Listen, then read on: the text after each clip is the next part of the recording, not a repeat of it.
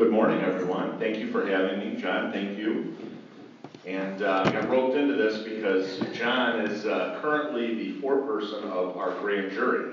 So, which is an honor he will have through the rest of August, and then we pick a new one in September. So, and he's had such a good time, he thought I should come here and talk to you about our legal process. So quickly, I'll try to just go over just a quick overview of what the prosecutor's office does, because usually it's a lot more than people think that it does. It's not just prosecuting criminals. So we have a number of different divisions. First and foremost, by law, by statute, I'm the representative for all the townships in the county, so all 16 townships. I'm their legal counsel. All the elected officials, all the departments, all the boards, zoning, everywhere, all the boards of the townships, township parks, not probate parks, but township parks.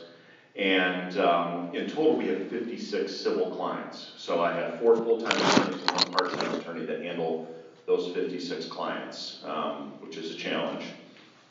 Then I have 2 attorneys that handle job and family services.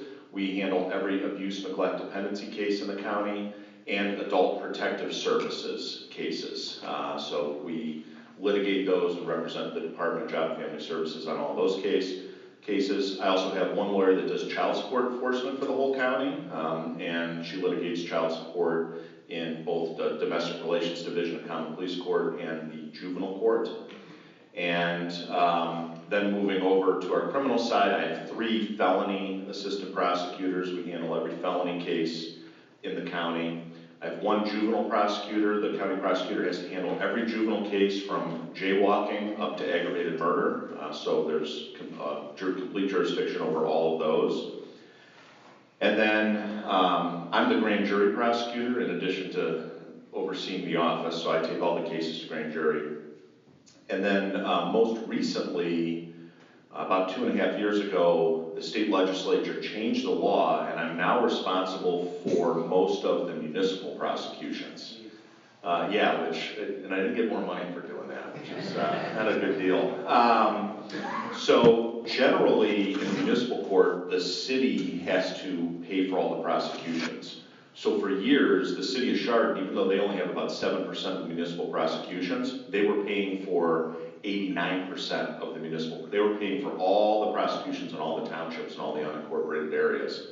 They were complaining about that for many years, and I don't blame them. And so they went to the legislature and moved Geauga County into a group of about 20 counties across the state where the county prosecutor now has to handle those prosecutions. So I do about 89% of the prosecutions in municipal court, and we absorbed that division into the office about 2.5 years ago. So that's kind of an overview of everything that we do.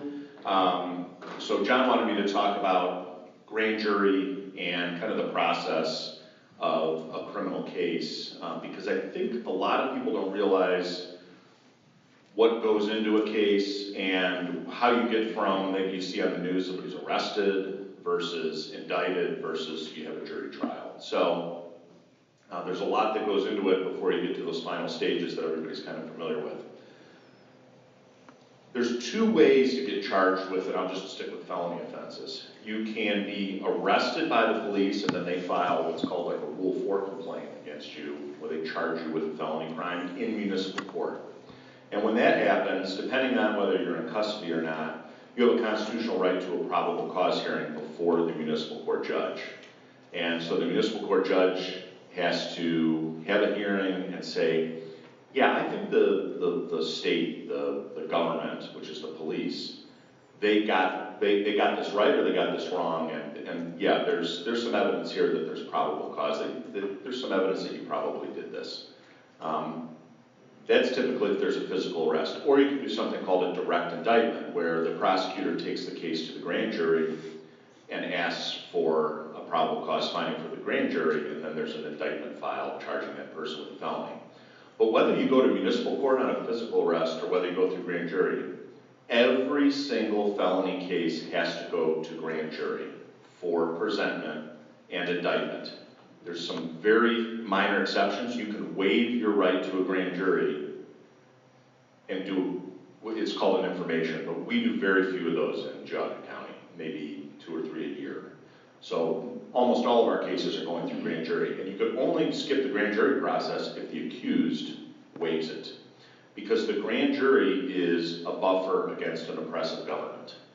And that's what I always kind of tell the grand jurors, as much as I'm not a real big government guy, even though I am the government, right? So one of the things I tell the grand jurors, what you are is your filtering system, and you prevent the government, me, from just charging whoever I want with a felony. I've at least, now it's not a high burden, I'll get into grand jury, but I've got to at least go in front of a panel of citizens and show that there's some evidence that this person probably committed the offense, okay?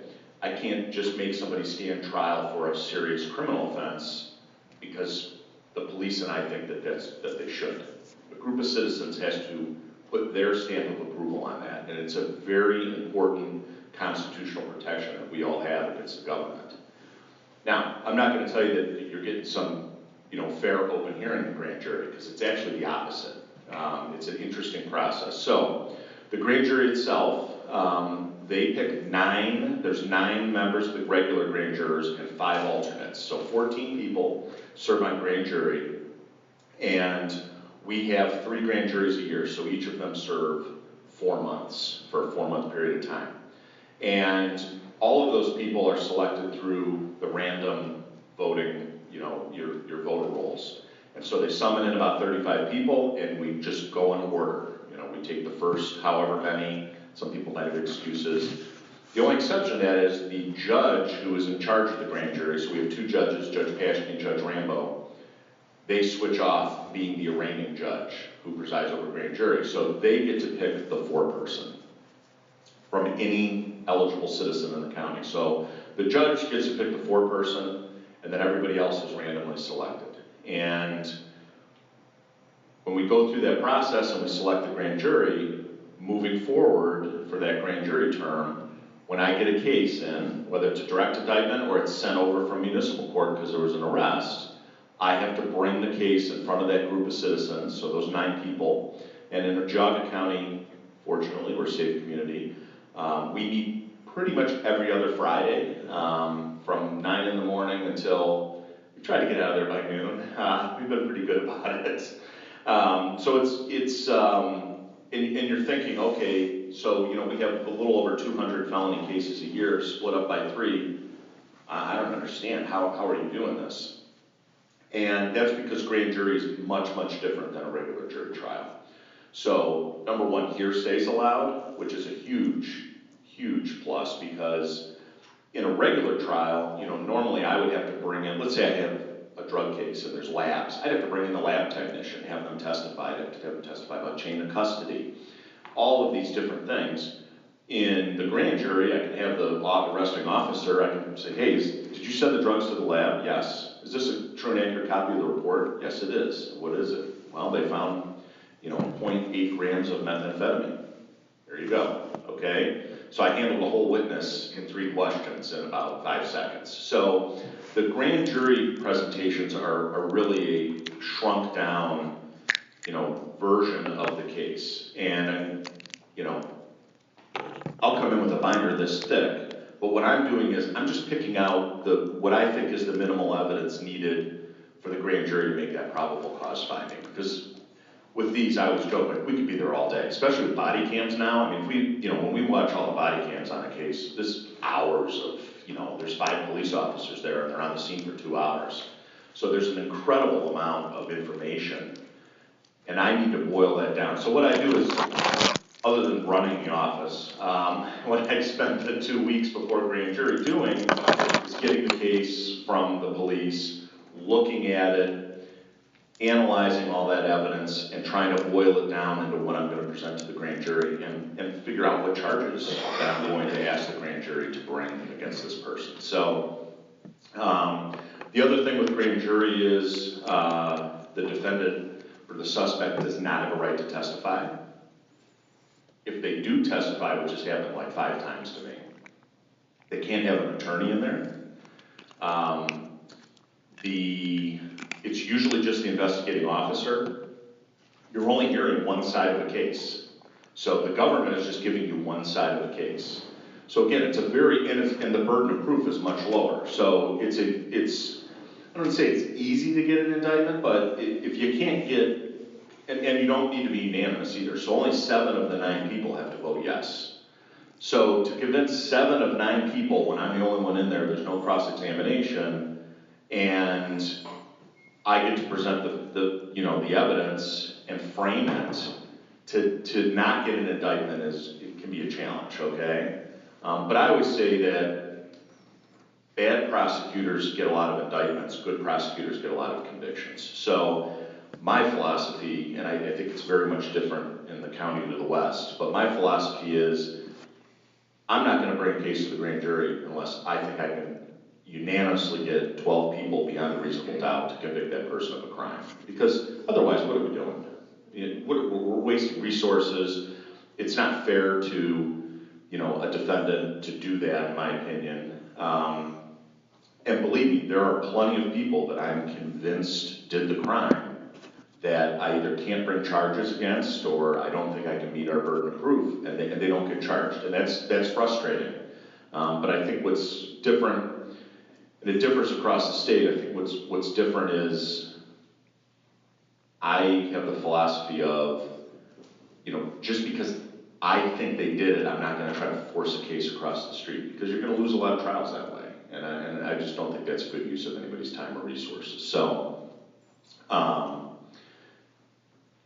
The other thing I guess, and John wanted me to leave plenty of time for questions, so I don't know what I'm doing on time here.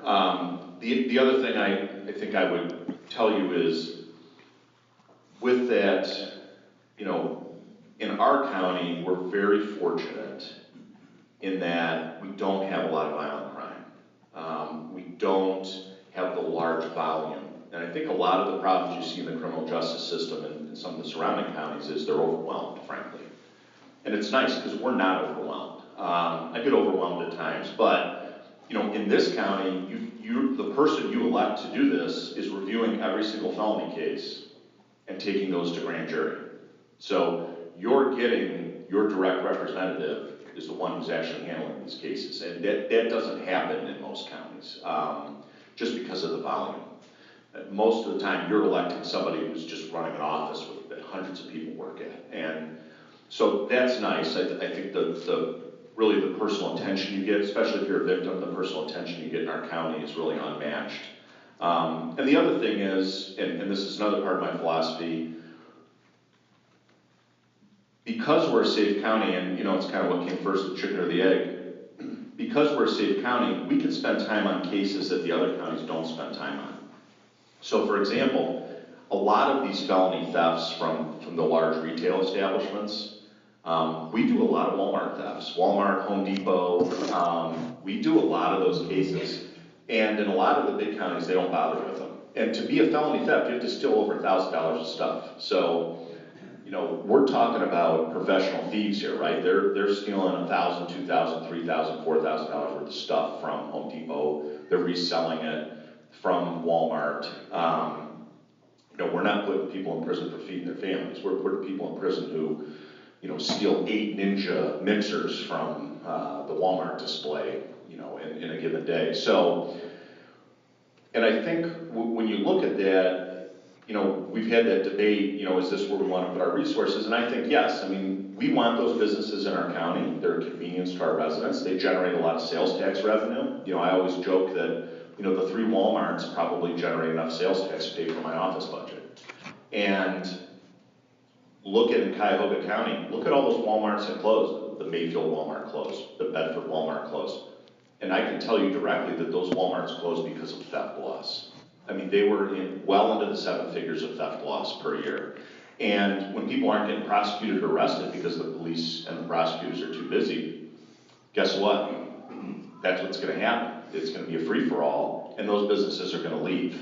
And so, we have those big businesses in our county, and they're generating economic, dollars for our community. They're lessening the tax burden on our residents. They're a convenience that you can shop there.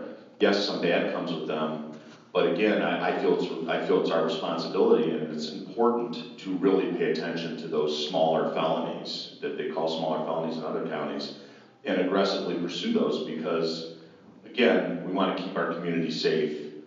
And one other point I was going to raise, when we do an analysis each year, out of our felony cases, roughly 2/3 every year are out-of-county residents.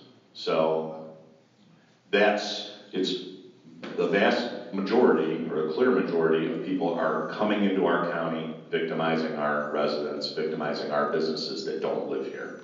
And I think it's important to take a hard line on that, so. Okay, I feel like I talked too long. Anything I missed, John, that you want me to explain?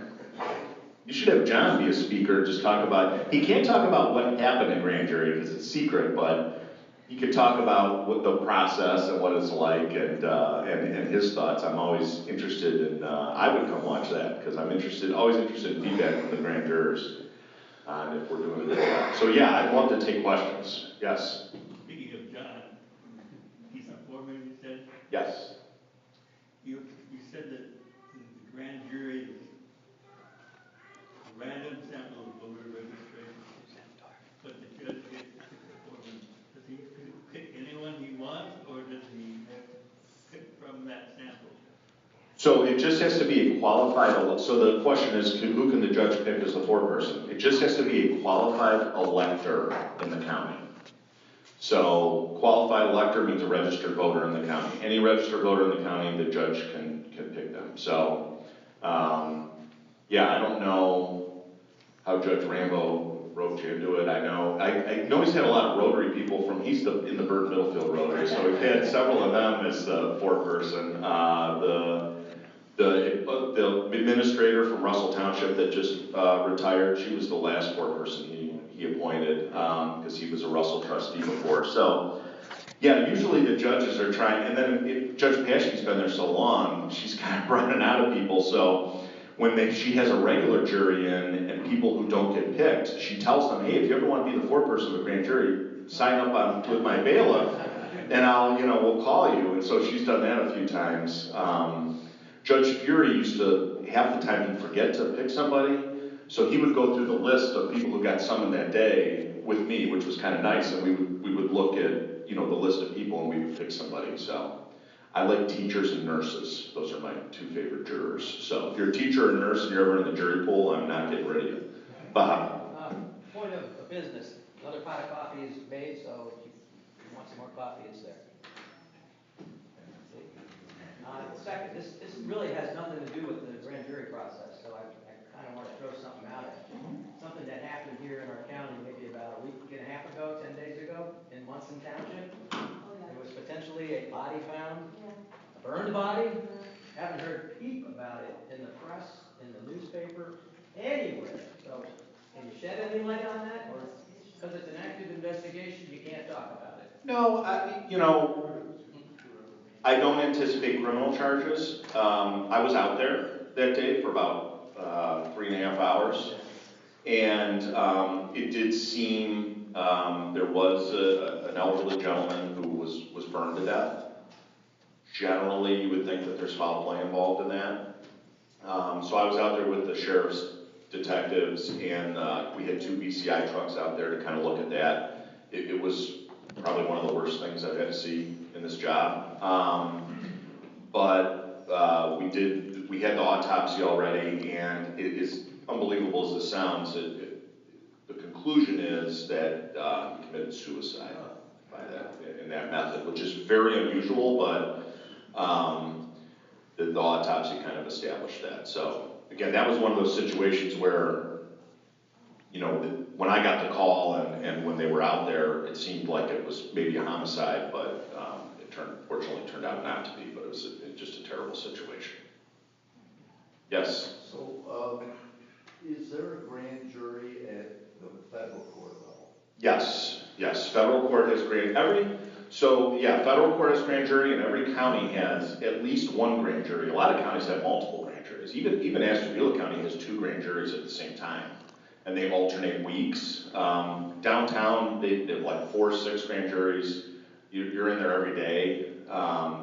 Yeah, ours is kind of nice, because, you know, I joke that we do it on Friday mornings, and we start at 9, we're usually done by noon or 1 o'clock, but the joke is grand jury secret, so your as far as your employer is concerned, it lasted all day, we don't know when we got out of there. So, the grand jurors generally like Dave Joyce used to do it like Wednesday afternoons, and then during COVID, I switched it to Fridays, because we had to, I wanted to meet in a bigger room. We meet in a conference room in my office, it's a little tight, with the, 9 people plus the witness and me in there.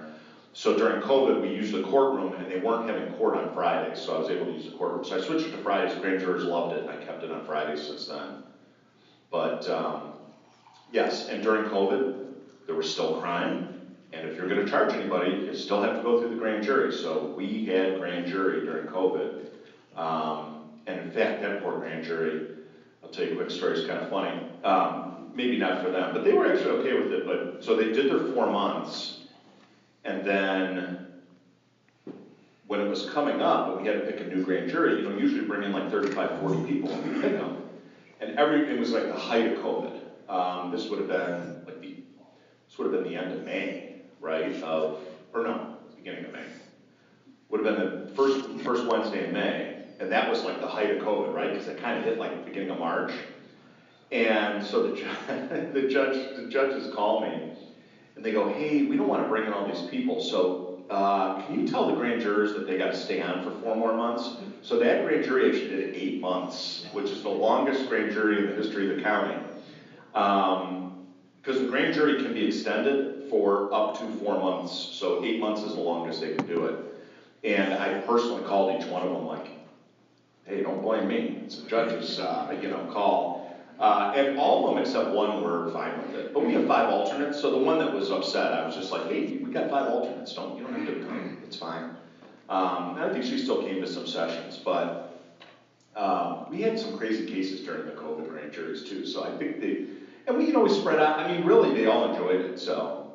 It was interesting. Was that when we did the last grand jury selection? The woman was on that grand jury? Yeah, there was a woman that got summoned again. Talk about like hitting the lottery. She got summoned for this last grand jury, and she was on that 8-month grand jury. And I said, if you don't want to do this again, you did your time. And she's like, yeah, I think I'm good. So, any other questions? Yes, back there. Who does all the discovery for all these cases? You couldn't possibly do it yourself, could you? No. So once the indictment happens, then I have 3 felony assistant prosecutors, so then they take the case over from there. I stay on some of the cases, like we had that murder case in Chardon. My chief assistant and I handled that case. There's the Amish home invasion, where those guys did the home invasion for the Amish family. It's a terrible case. That's probably going to trial. So like my chief criminal prosecutor and I are going to try that case. We'll handle that. So the big ones, I'll stay on them. But most of them, about 95% of them, the 3 of them then handle. And then I have really good legal assistants, long time. I'm very lucky, I have very little turnover in my office, and I have really, really good staff. So I've got really good legal assistants that come in. Ashtabula County kind of went through some rough times several years ago. Somebody got elected prosecutor out there that was a bit of an issue, and they just had the judges and the prosecutor were fighting really bad. So I stole I took one of the judges' longtime legal assistants, and I took one of their best prosecutors. And I've had them for the last, 4 or 5 years. So when there's turmoil other places, I jump in on that and to take people.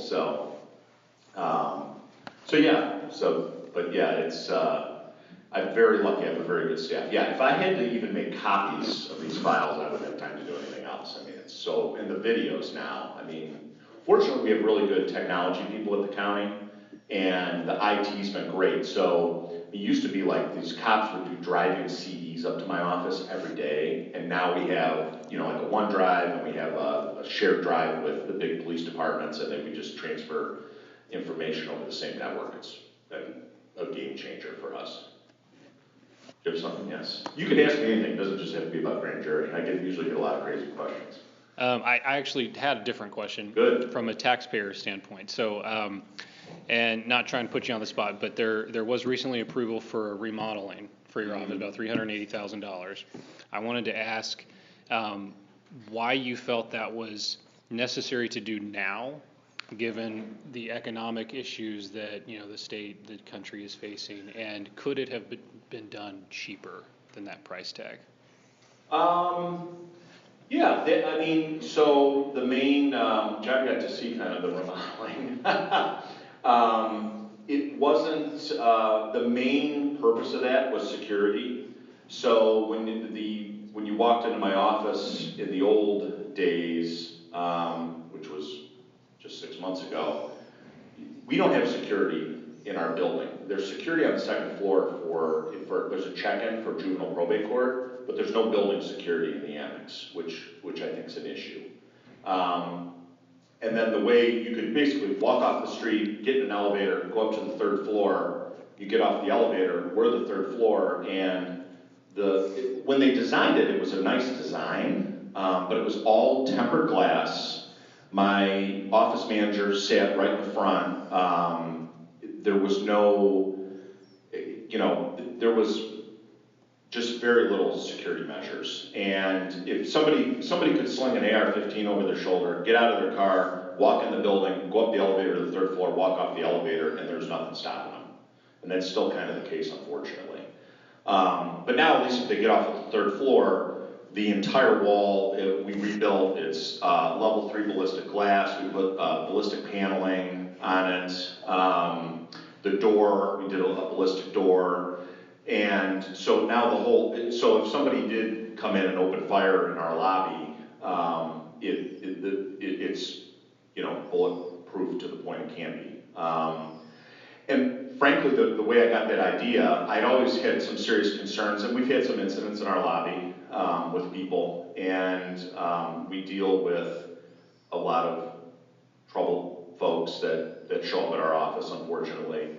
And when they were building the new courthouse, which they spent $30 million on, or 20 really, on the new part, it'll end up being 30, but 20 on the new part. When they were building that, I was over there during the construction process, and they were putting that ballistic paneling in the courtrooms in front of the judges' benches. And so I got to see the material they were doing. And you gotta understand, they're putting that paneling in the courtrooms, and they have a full security screening on the first floor. Like, I have no security screening. So that was the point where I kind of made the decision, I need to toughen up the defenses here a little bit. And I will tell you that first of all, we're under budget on that. And the other element of that is a portion of that, those funds actually came from the delinquent real estate tax fund. So they weren't like general fund dollars.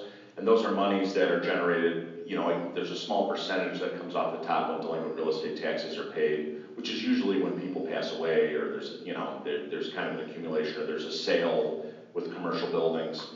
And so there was some money in that fund, so a good chunk of that we paid out of there, so it wasn't a big general fund hit.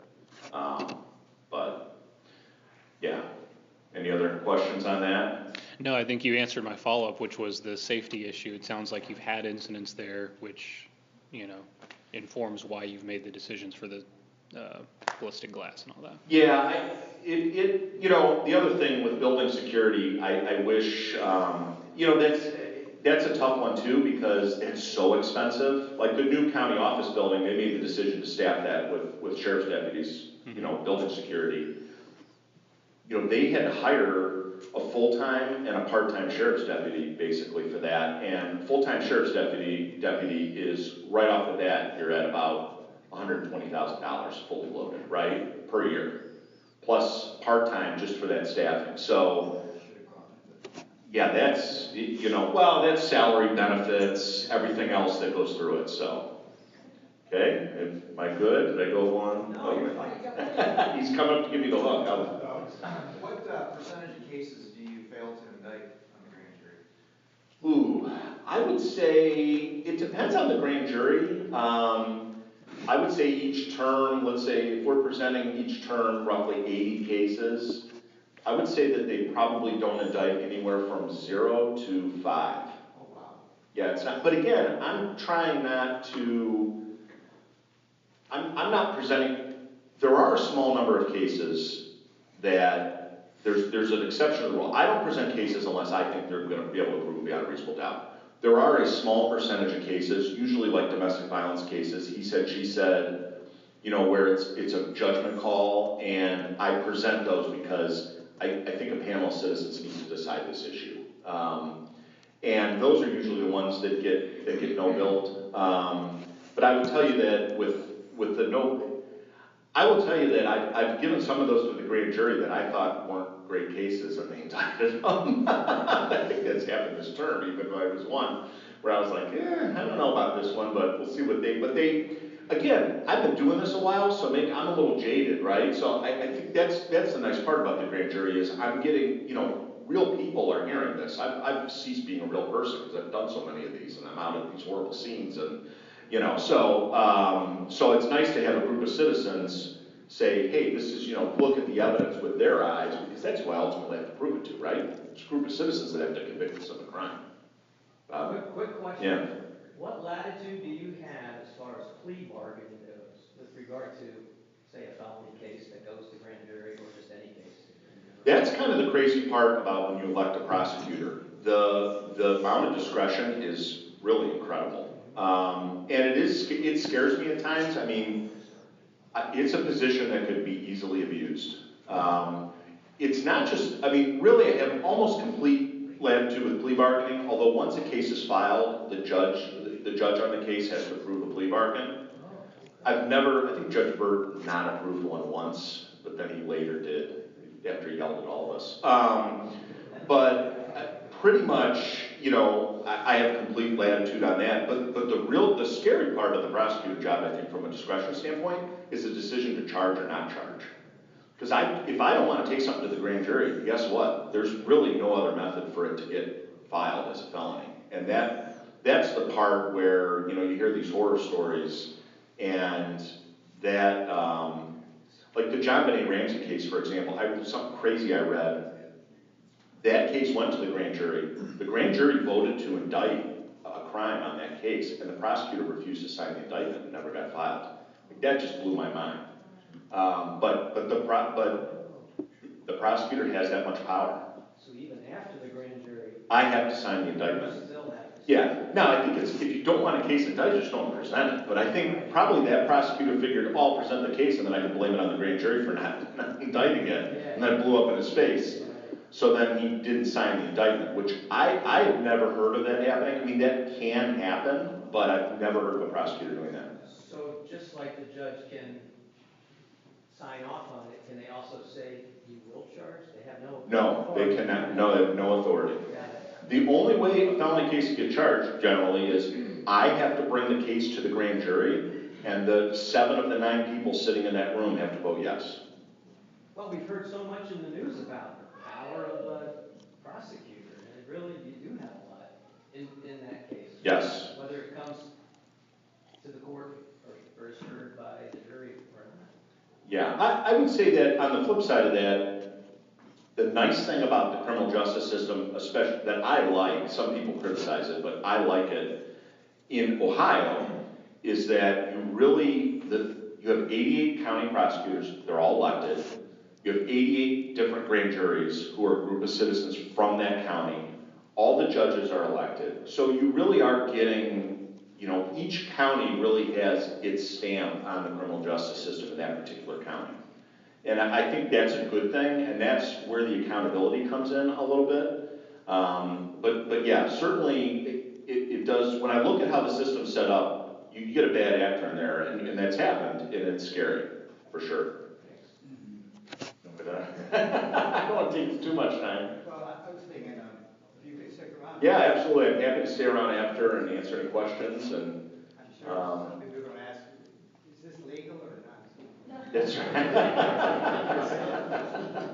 Okay, well, thank you very much. I really appreciate it. Sorry if I went on too long.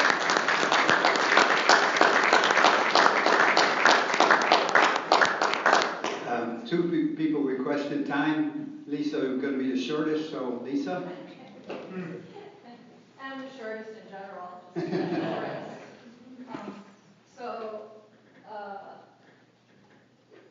on Sunday, my family, my mom's side of the family lives in Delaware County. They've had a farm there that they've farmed since 1820. My cousin, my younger cousin, is